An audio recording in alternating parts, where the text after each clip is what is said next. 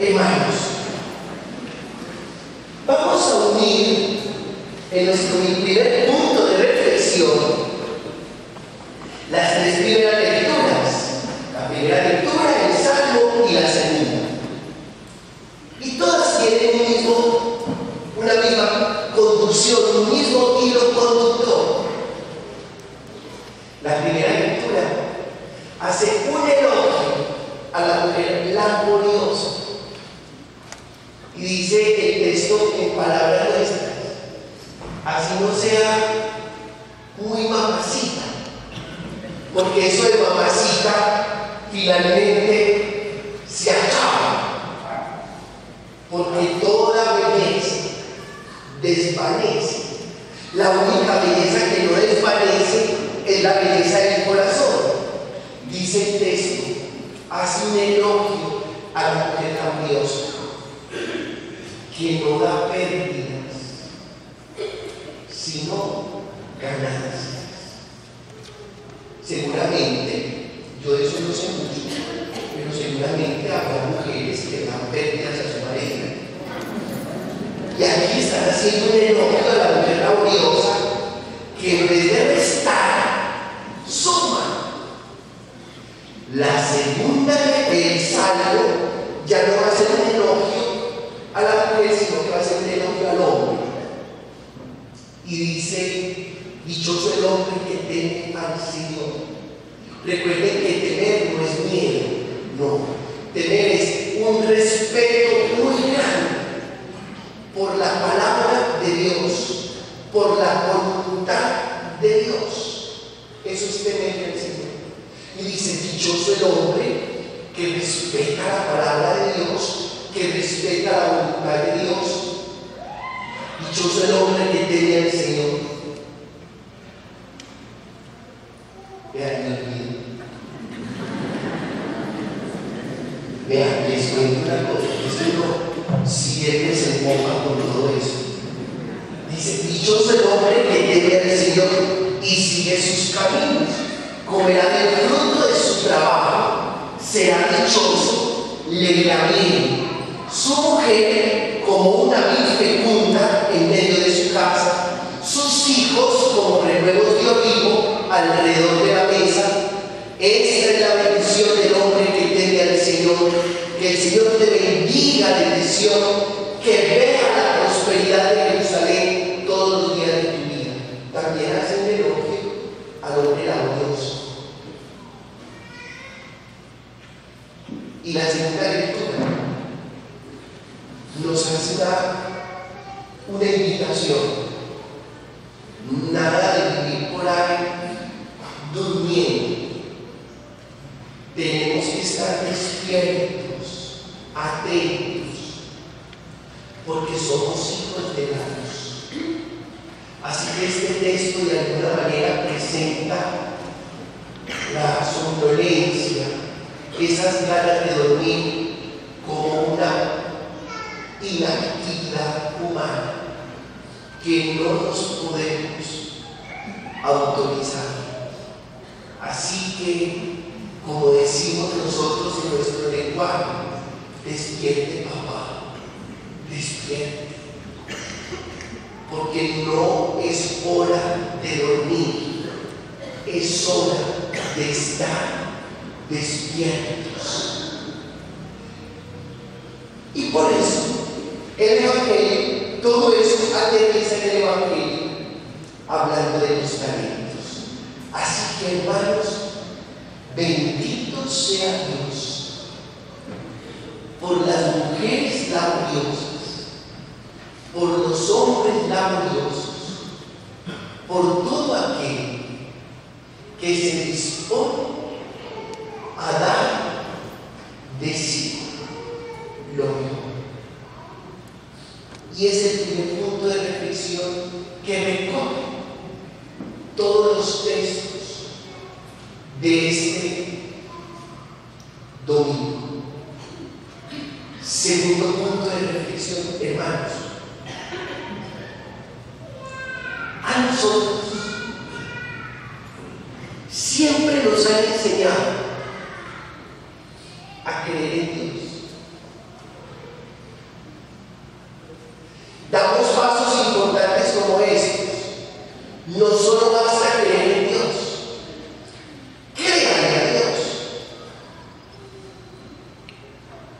y damos pasos importantes como estos. No solo créale a Dios, aprenda a creer como creyó que Jesús. Yo no le pregunto a ciertas personas: ¿usted cree en Dios? Y dice: sí, yo creo en Dios. Pero no eres no. No eres no. ¿Por qué no se les nota? Porque no basta creer en Dios, es necesario creerle a Dios. Y más que creerle a Dios, es importantísimo aprender a creer como creyó ¿quién? Jesús. Y eso lo hemos escuchado. Lo que sí no hemos escuchado muchas veces es que Dios cree en nosotros. Y eso es fantástico. Dios cree en ti y cree en ti. Tiene una fe ciega en el ser humano.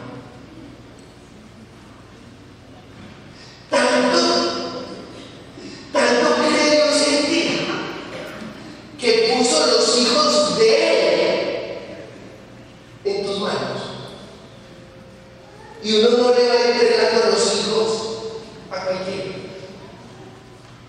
Y todos los que tienen hijos pueden sacar en esta mañana esa conclusión: caramba, ¿cuánto cree Dios en mí que me puso a cuidar, a educar y a formar 1, 2, 3, 4 hijos de Él? Y cada uno con sus capacidades, cada uno con sus responsabilidades, puede también sacar esa conclusión: tanto cree Dios en mí que miren todas las capacidades que me ha dado y todas las responsabilidades que me ha entregado. Todas sus capacidades, todas sus responsabilidades finalmente expresan la fe que Dios tiene en ti. Yo también tengo que hablar de lo mío. Dios tiene una fe ciega en mí. Miren, que me envía sus hijos para que los eduque en la experiencia del amor de Dios. ¿Cómo les parece? Y este peque. Y sin embargo, este peque, Dios cree ciegamente en mí.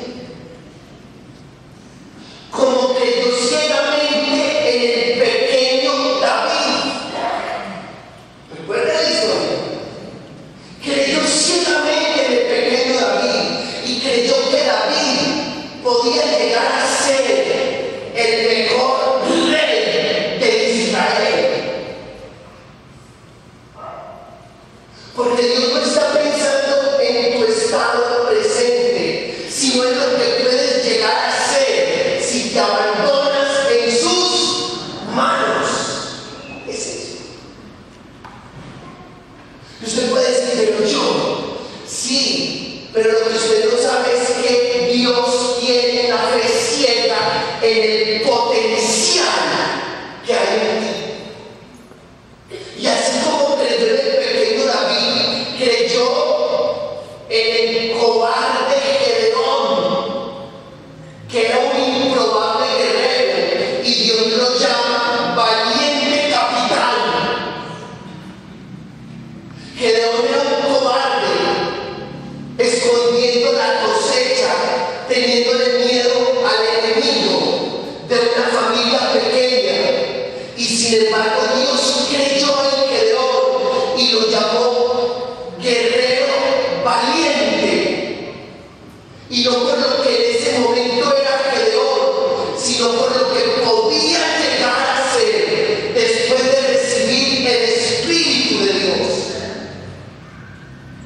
Así que, mis hermanos,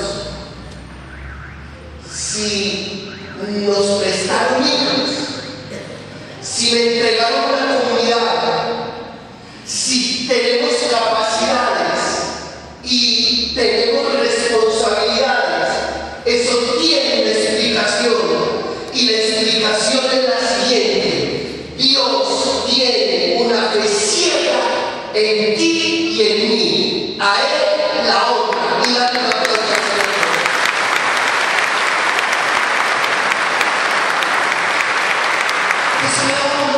Cada uno en ese momento queda empoderado. Yo creí que mi tarea era simplemente creer. Yo no me había enterado que Dios cree más en mí de lo que yo creo en Él.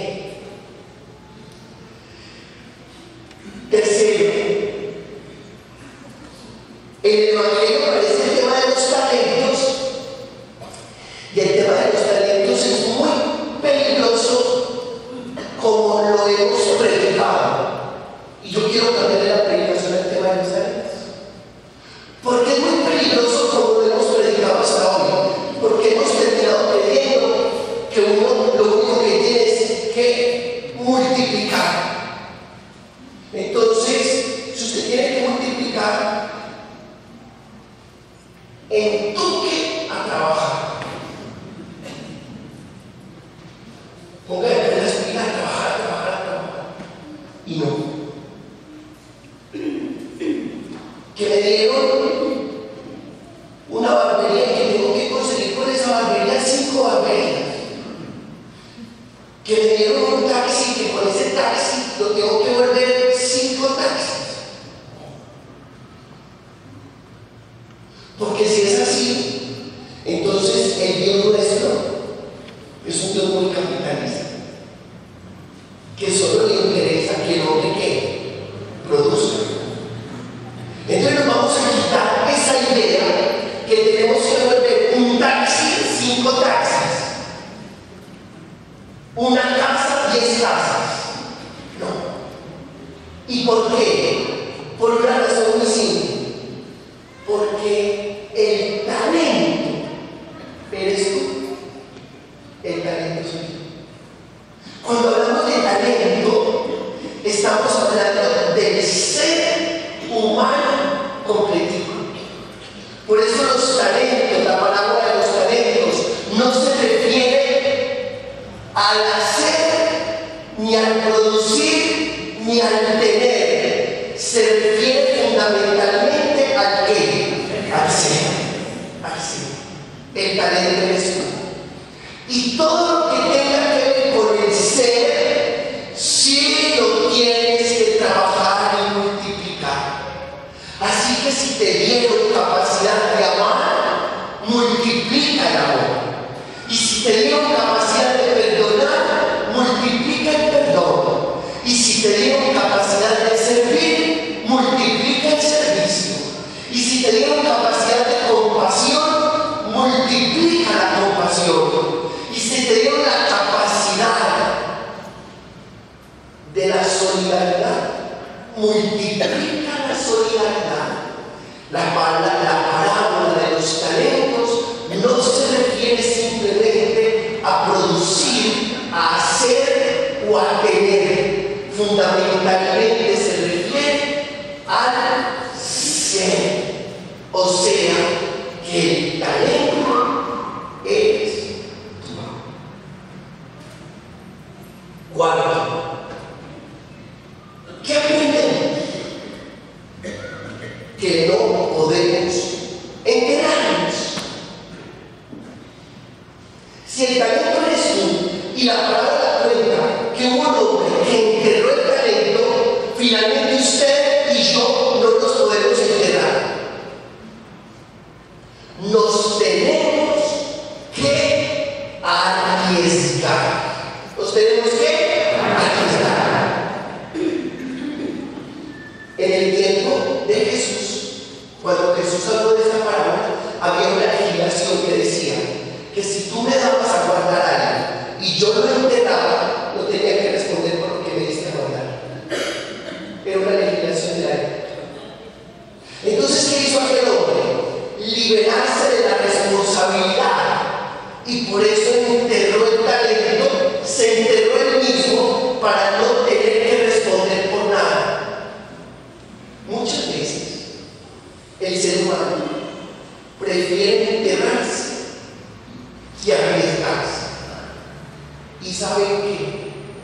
Es mejor equivocarse en el intento que no intentarlo nunca. Todos. Es mejor equivocarse en el intento que no intentarlo. De equivocarse en el intento que arriesgaste. No lo intentaste nunca. Te enteraste. Y no se vale enterarse. Que uno tiene que arriesgar, por supuesto. Por supuesto. Así que la vida es de constante riesgo. Constante. Tenemos un problema muy grande. Y es que hoy el ser humano es obsesionado con la seguridad. Todos somos obsesivos con ese tema. Y cuando uno se obsesiona con la seguridad, no quiere arriesgar nada. Y tan obsesionados con la seguridad que hoy hay seguro para todo. Para todo. Si hay alguien que es corredor de seguros, yo no le quiero cambiar de trabajo, seguro que no. No me le quiero tirar en su trabajo. Pero qué curioso que hoy todo lo aseguramos porque le tenemos mucho miedo al riesgo.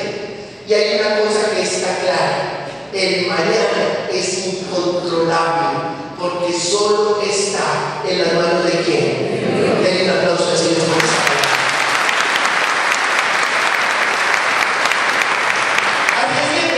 Arriesguémonos. Sexto, quinto. Con todo esto, uno pues se preocupa porque aquel hombre del talento, aquel hombre que enterró el talento, el que le confió el talento, lo reprende y lo llama perezoso, lo llama holgazán. Y hay que tener mucho cuidado con ese tema de la holgazanería. Hermanos, escuchen esto. Asistimos a una generación perezosa. Muy perezosa. ¿Qué es la pereza? Falta de disposición para actuar. Y nos está comiendo la pereza. Y no podemos permitir que la pereza se apodere de nosotros. Pereza física. Todos en una fatiga, especialmente muy larga, los más jóvenes. Por eso, si a mí me pusieran a contratar personal, yo contrataría personas de 50 años en adelante. Y no porque esta misa sea la de los adultos.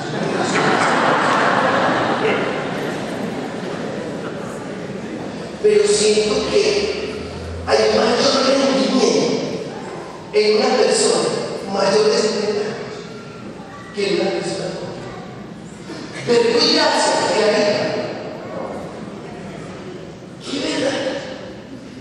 Ahora que está en la clínica nos hemos dado cuenta de la cantidad de cosas que hacía. Yo confundido. Yo no, Clarita cuando hacía todo eso. Una mujer de 78 años. En ese Volkswagen que suena un peligro al volante miedoso.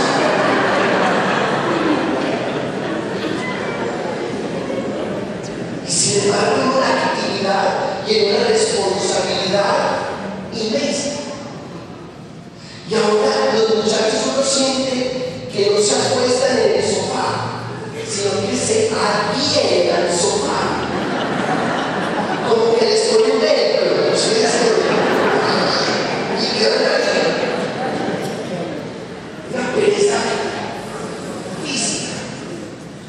Y no solo pereza física, pereza mental.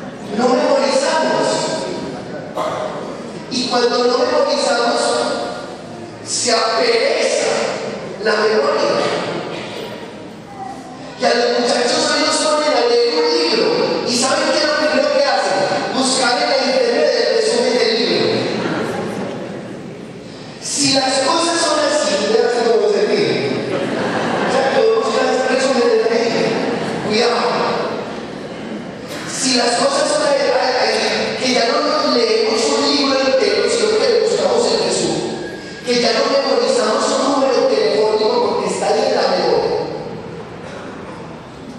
Y si ya se nos olvidó sumar, multiplicar, hasta dividir, porque todo tiene calculadora, usted se imagina la generación de hoy cuando tenga 60 años. Todos van a tener una enfermedad que se llama Alzheimer. Eso es muy grave. Pues mi mamá tiene Alzheimer porque 85. Pilas con la pereza mental. Y hay otra pereza, la espiritual. Esa pereza espiritual que no me gusta, me parece que 10 minutos de oración es un siglo. Y que la misa del Padre Pedro es eterna. Si nosotros no le sacamos tiempo y tenemos disciplina para nuestra vida espiritual, si no tenemos media hora para leer la Sagrada Escritura, que es el manual para aprender a vivir, entonces, ¿qué? Y la pereza más peligrosa de todas, la existencial, que muchos seres humanos le cogieron pereza a la vida y no tienen ganas de vivir. Así que hoy el Señor nos invita a que nos acudamos, a que no nos quedemos dormidos y a que combatamos esa pereza que hace que nosotros finalmente no queramos responder por nada y enterremos el talento. Consecuencias de la pereza: 6.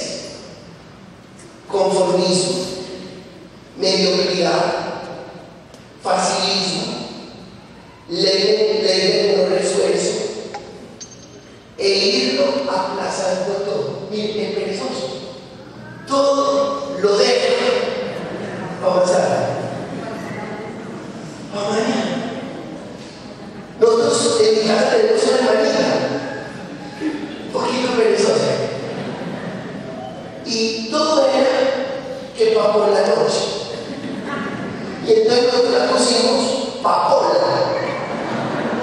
Y Papola, Clarita, es una hermana nuestra, a Clarita le decimos Papola, porque siempre que uno le decía a Clarita algo, ella decía, va por la noche. Y puede que aquí salga alguno con ese apodo. Dice, ya sabemos a quién vamos a poner en la casa, Papola, que todo lo aplaza. Pues bien, hermanos, tengan esta certeza, que por la calle del después se va a la plaza del nunca. ¿Cómo? Por la calle del después se va a la plaza del nunca. Consecuencias de la pereza. Y siempre termino, hermanos, tengamos la absoluta certeza que la vida le pertenece al esposado, que las metas solo son para los esposados, que los objetivos alcanzados solo son para los esposados.